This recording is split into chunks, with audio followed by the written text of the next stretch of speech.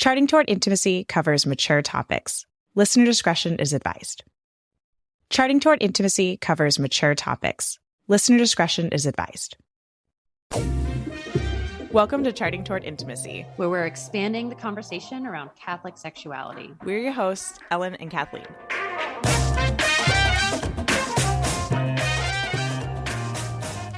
Before we jump into this week's episode, I have a special announcement for you. Kathleen and I are starting an exclusive online community for our biggest fans in just a few short weeks. In the community, you will get the full video recording of each podcast episode, as well as monthly live Q&A sessions with me, Ellen, plus some other fun bonuses. We're launching this in just a few weeks, so we wanted to offer a pre-sale deal for those of you who are ready to jump in now. Normally, it'll be $5 a month to be part of the community, but here's our pre-sale deal. For $15 today, you'll get access to the community for 6 months once we launch it. That's half price. We're launching this community for a few reasons. First off, as the podcast has grown, we've realized how hard it is to connect with our listeners on a personal level. We want to have conversations with you, and this community is a place where we can connect and have those conversations on a deeper level with you, our listeners. Also, being a part of the community helps to support the ongoing costs of this podcast so we can continue to create quality content for you. Click the link in the show notes to get the pre-sale deal of 6 months for the price of 3.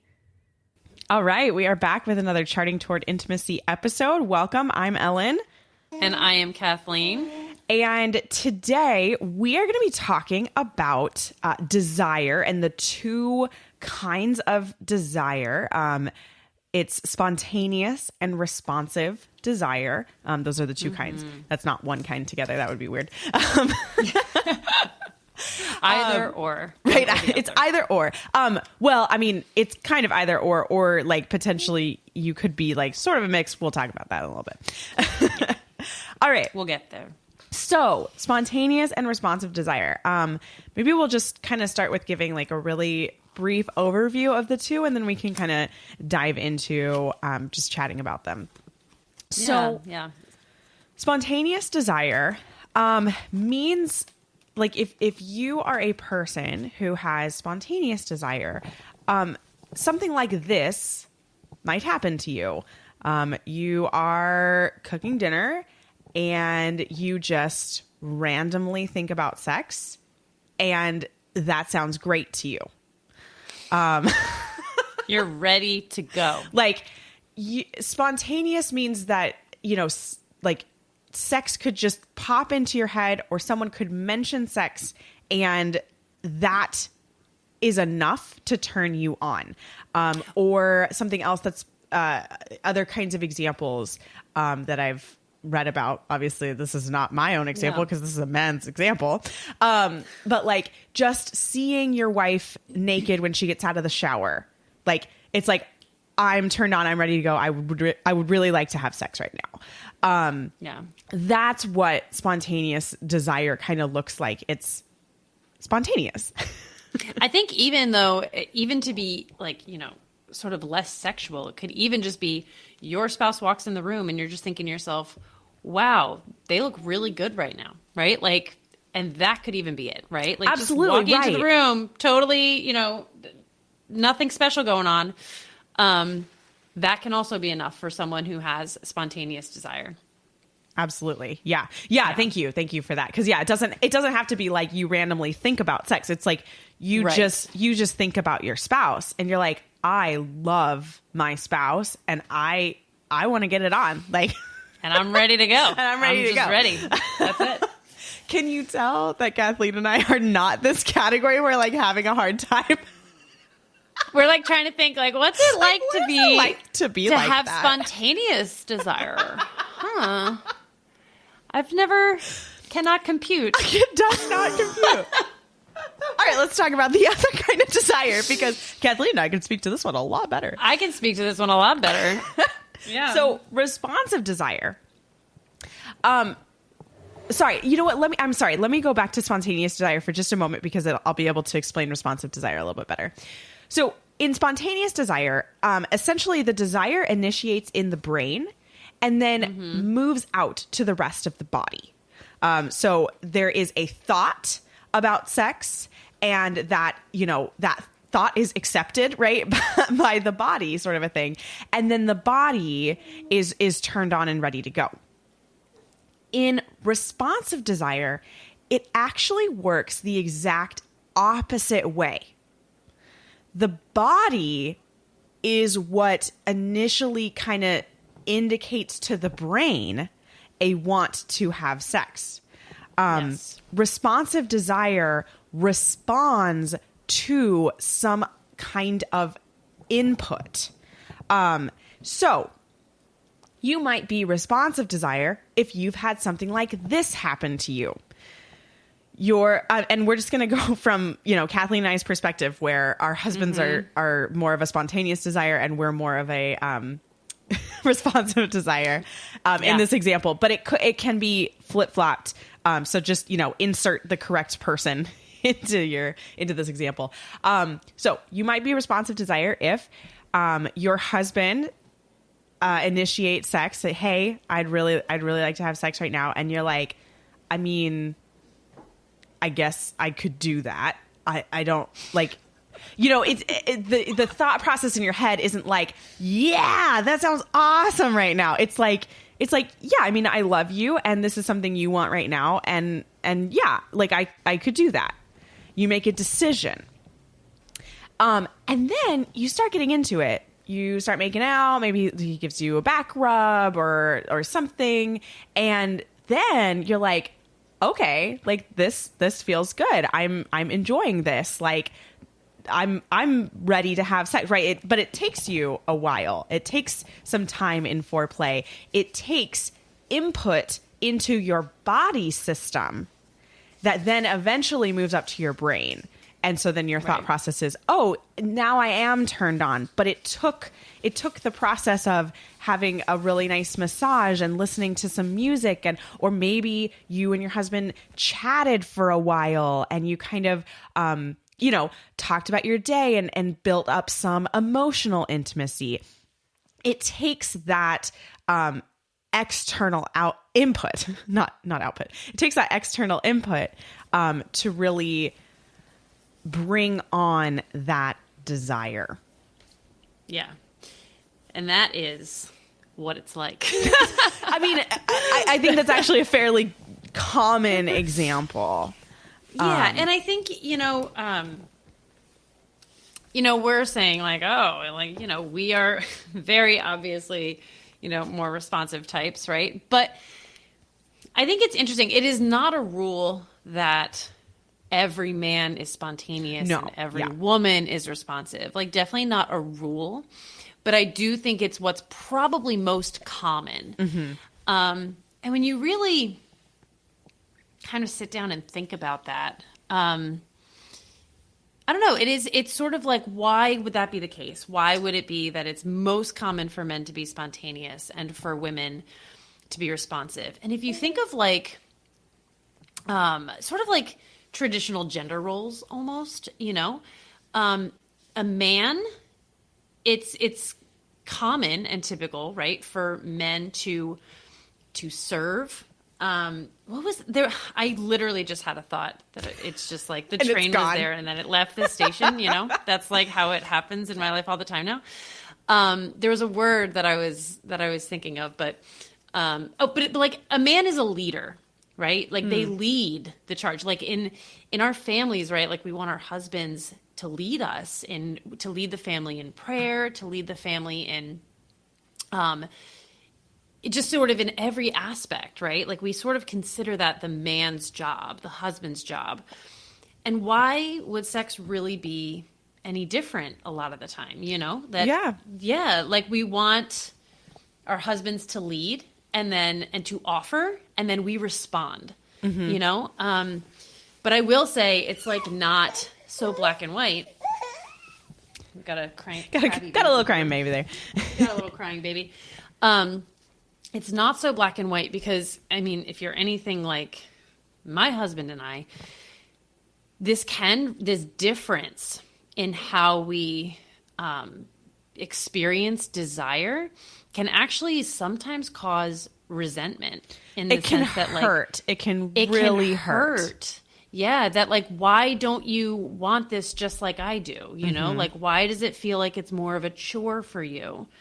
Why aren't you just like randomly wanting to like rip my clothes off in the middle of the day? Right. Like, I feel that way for you. Why don't you feel that way for me? And I think it's something that like, it's a conflict that is probably a lot more common than many of us realize. And, something that I don't know, I kind of just want to say, like, you're definitely not alone in. I think it's probably the biggest struggle in my marriage personally is this difference in how we experience desire and trying to understand the other, and realize that it's not this personal, like, I don't find you attractive, right? It's just that, like, we experience this in two very different ways. And I think it's important to, like, lay that out and talk about that as a couple. And like, you talk about, okay, are you responsive? Are you spontaneous? Because, you know, probably most often one spouse is going to be spontaneous, one spouse is going to be responsive, but sometimes you'll have two spontaneous. And sometimes you'll have two responsive, which I would say that two responsive may in some ways be harder than one responsive and one spontaneous, because you're always waiting for the other one. Yeah, you're always kind of waiting for the other one. Because I think what happens a lot with people who have responsive desire is that, you know, it's like, I actually have no want to initiate. Like, it's just not something that I want to do. I really would like to be offered the invitation and then accept or decline depending on, you know, what's going on. Right. I just like, it's just not something that like I want to do. Well, it's funny though. I want to do it. Does that make sense? Yep. 100%. I want feel you. to have a desire to initiate sex, but I don't have that. You know, you just take it even one step back. I don't even have the desire yet for that, right? Right. No, it's like you want to be spontaneous, like you want to experience spontaneous desire. That's how I feel. Yeah. Right. It's like, I want to experience like that sounds really kind of cool.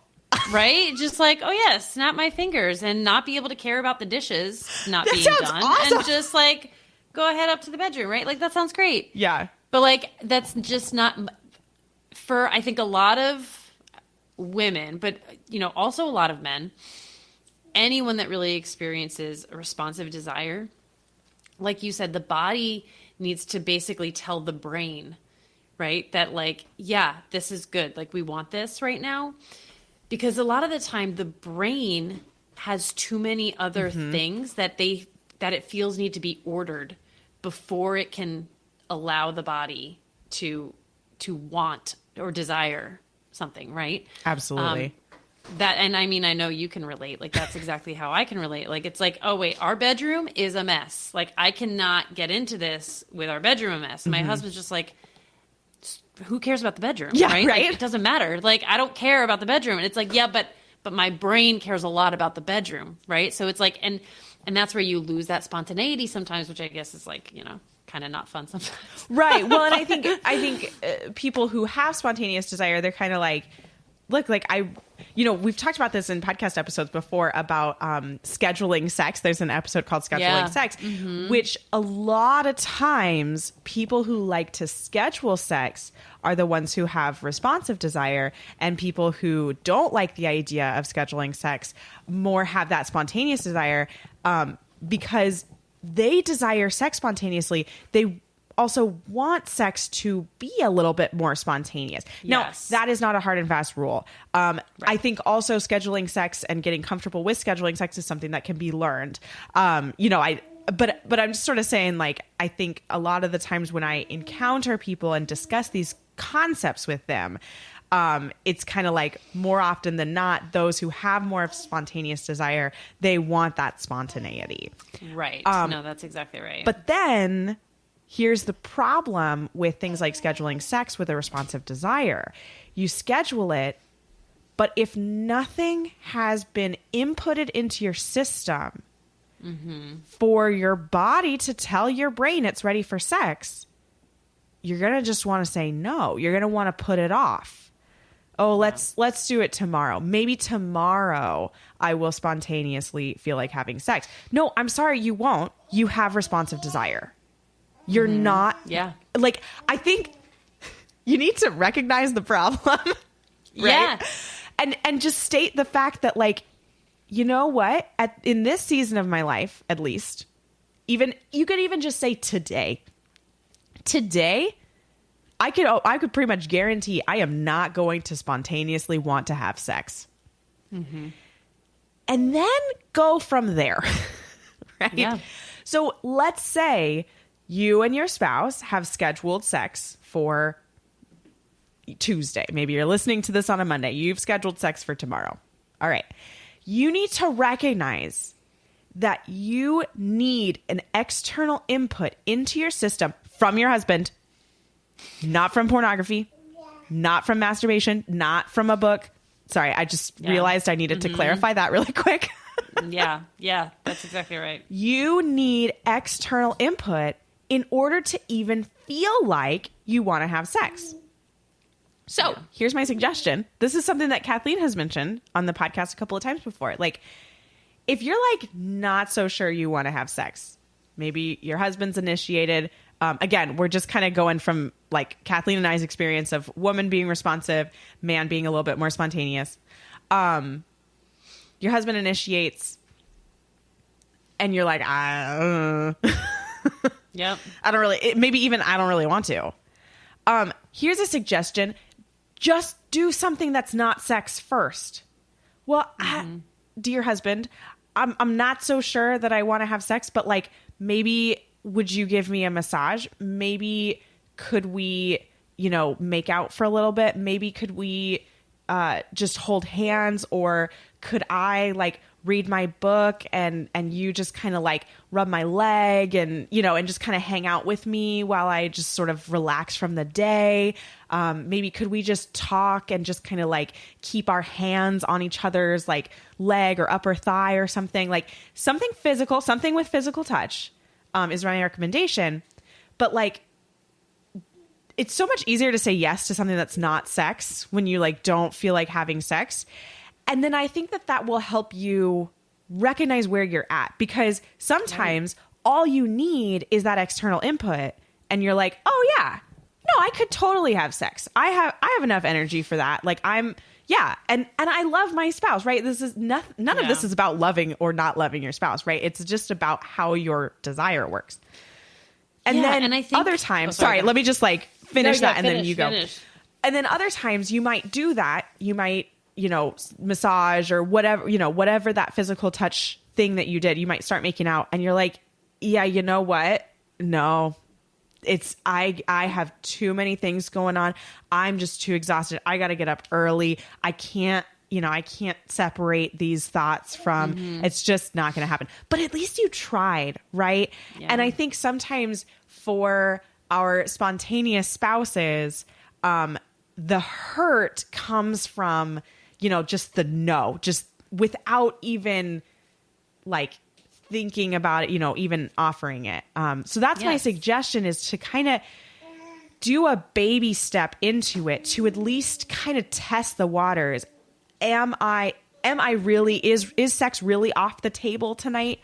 Or is it just that I've got too many things in my brain right now and my responsive desire can't, like, it hasn't even had any input into it. And like, I got to figure that out.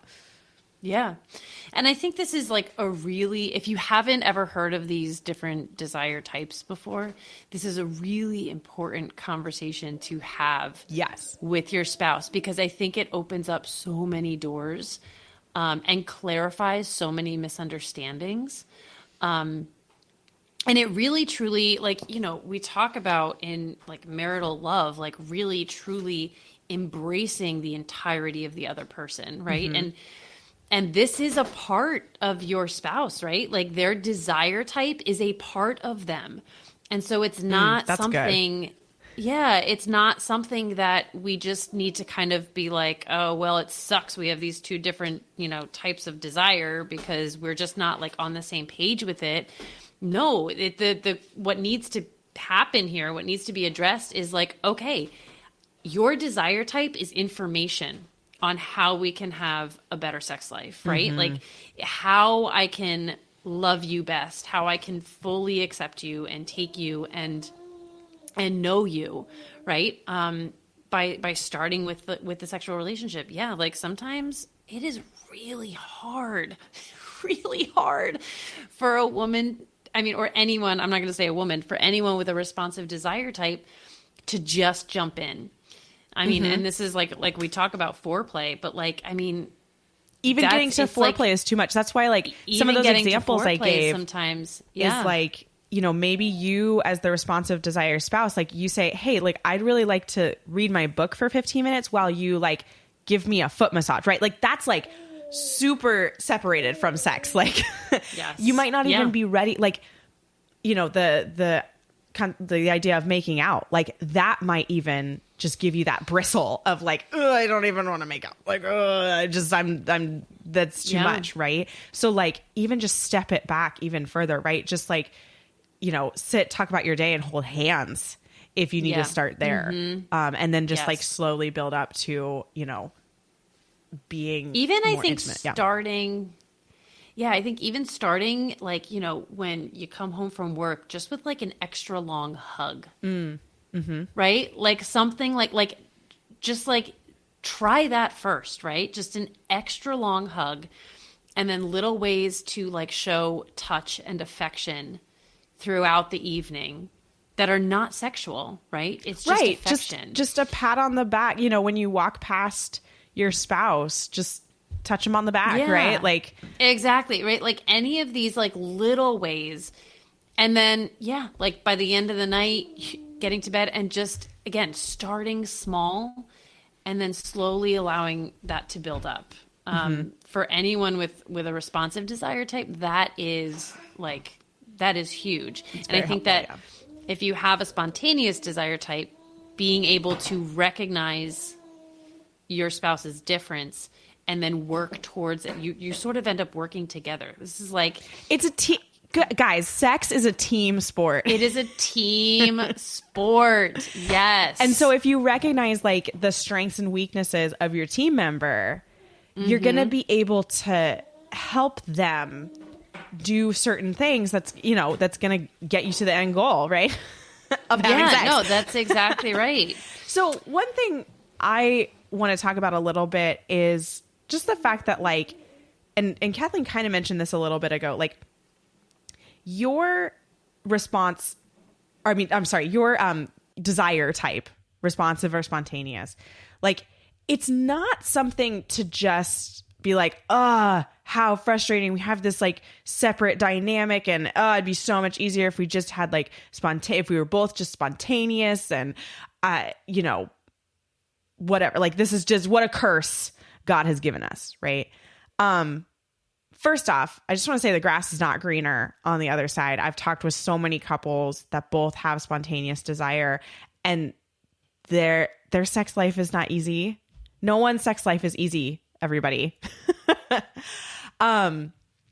But your desire type is a tool to get to know your spouse better and improve your sex life. And I actually think that God has, I know that God has ordained your sex type or your desire type, sex type. Yeah. He definitely chose your sex. Yeah, that's true. Not a mistake. Your desire type, to complement your spouses, whether you have the same or you have a different desire type. And that is actually a way in which you and your spouse are both going to grow in holiness. You need to learn something about your spouse and yourself through your desire type. Your spouse also needs to learn something about him or herself and you through their desire type. This, again, like sex is a team sport. This is not just something to say, how frustrating, this sucks. It's something to say, wow, okay, God has put this in our lives for a reason. Let's figure out what that reason is. Let's work toward having a fantastic sex life. opposites attract, right? That's right? like Well, and I think that's why, like, probably a the real most thing. common dynamic is opposite desire types. Like that's one of the most common is one spouse is spontaneous, one spouse is responsive. But again, that's not always the case. And also, again, the grass is not greener on the other side. You know, everybody struggles in some way. Amen. Very true. Oh man. Anything else you want to add about spontaneous and responsive desire? No, I don't think so. I think we've really kind of hashed it out pretty well. But I do want to really encourage everybody. I know I said it once already, but have this conversation. If you've never heard of this, you've never had this conversation. I mean, you might be able to sit and like pinpoint right now, oh yeah, 100%, this is me and this is them, right? Mm-hmm. But it's still a conversation that needs to be had with your spouse. Like, get on the same page about it and then start. And even like sometimes in the moment, I'm not able, like, you know, if my husband's like, well, what do you feel like you need? Right? Like, what oh my gosh, you? That's another podcast episode, how to figure out what and you I'm just like, need. I don't know. Right. So maybe sit down today as you're like thinking through this and being like, oh, what are those things that really help me to like respond in a positive way, right? Respond towards sex, right? What are some of those things? And maybe write them down. And then when you have this conversation, you have that in your toolbox, right? Like, here are ways that really help me to warm up and respond well when you initiate, right? Definitely. But definitely have the conversation. It's a game changer, I think. Absolutely. Thanks so much for listening. If you are not already following us on Instagram, be sure to check us out at Charting Toward Intimacy. And if you listen to podcasts on a platform that gives you the option to rate or review, we'd love for you to do that because it helps us spread the word about the podcast. If you ever have questions, comments, or episode topic ideas, please reach out to us. We love to hear from you. You can reach out on Instagram or send us an email. Our email is in the show notes. Until next time.